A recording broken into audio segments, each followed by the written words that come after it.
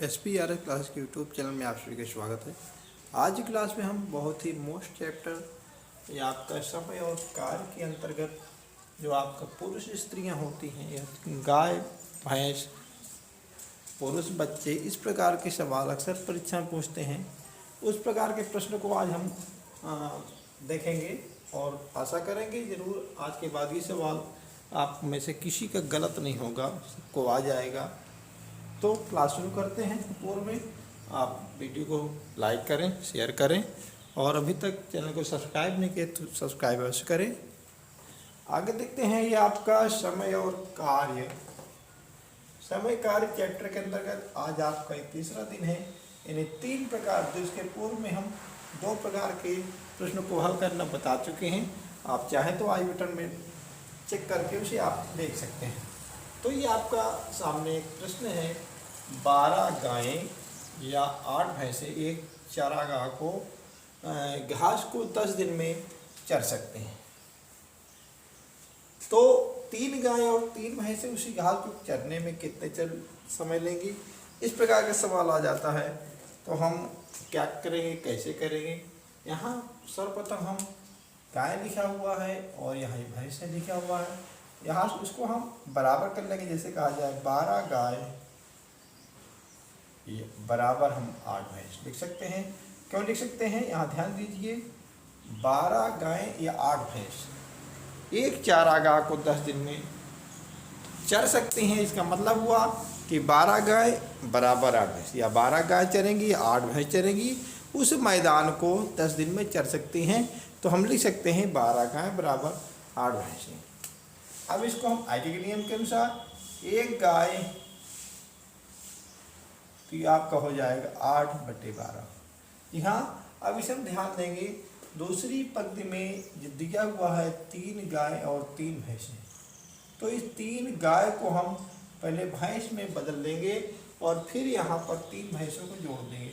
तो एक गाय बराबर 8/12 हुआ। अब यहाँ 3 गाय दिया है तो 3 गायें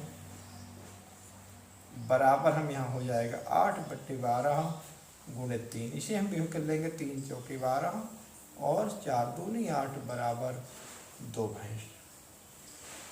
यहाँ हमें इतना पता हो गया कि 3 गाय बराबर 2 भैंस के बराबर है।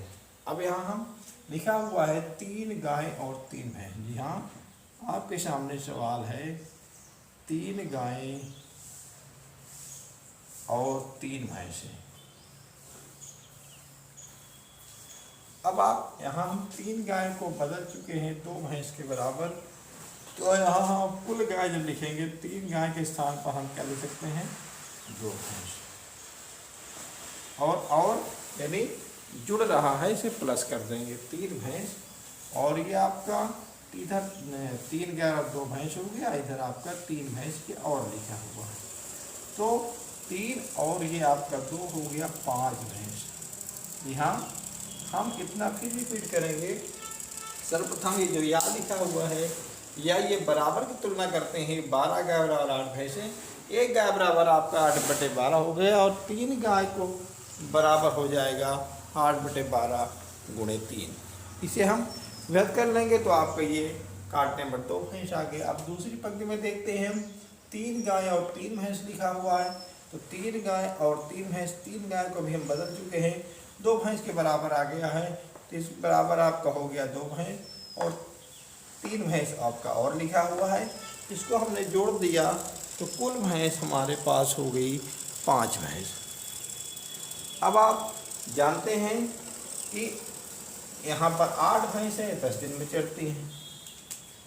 इसी को हम नीचे लिख लें, बगल में देते हैं।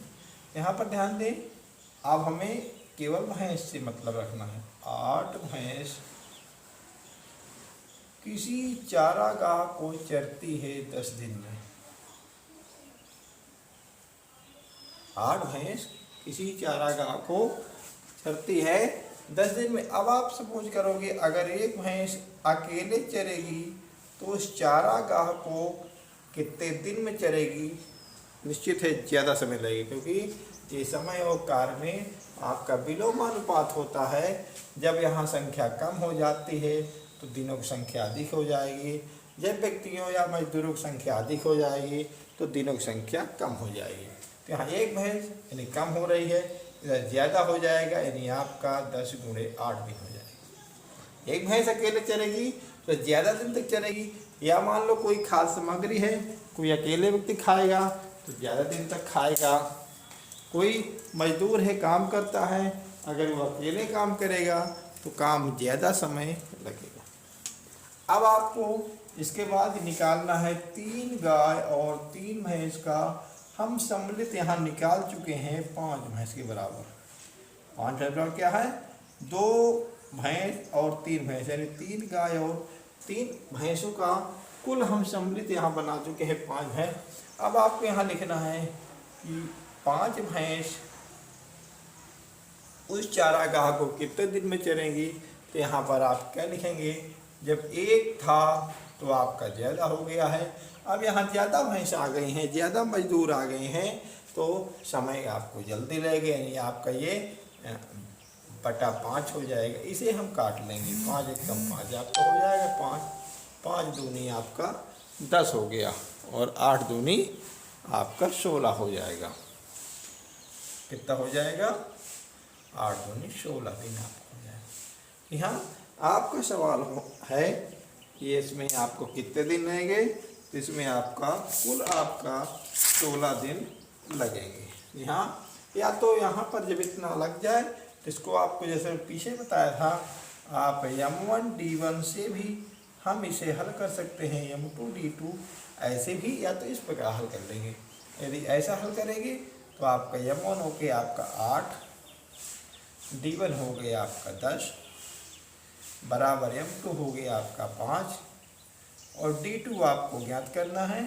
यहाँ पर D2 इक्वल टू हो जाएगा 8 × 10/5, ये आपका हो गया 5 दूनी 10 बराबर 16 दिन। जी हाँ, आप चाहें तो इसको ऐसा करते हैं और चाहें तो ये आप ऐसे भी हल सकते हैं इसको कि 8 भैंस किसी चारागाह को चरते हैं 10 दिन में, एक भैंस अकेले चरेगी तो आपको 10 गुणे 8 हो जाएगा।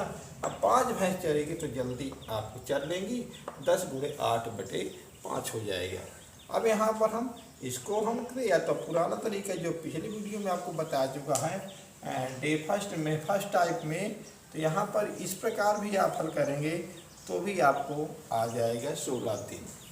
तो यहाँ ये सवाल आपका मोस्ट इम्पॉर्टेंट सवाल है जो अक्सर परीक्षाओं में पूछ लेता है, चाहे वो यूपी टेट हो, चाहे सी टेट हो, हाँ MP टेट, तमाम प्रकार की परीक्षाओं में इस प्रकार के प्रश्न अवश्य पूछ लिए जाते हैं।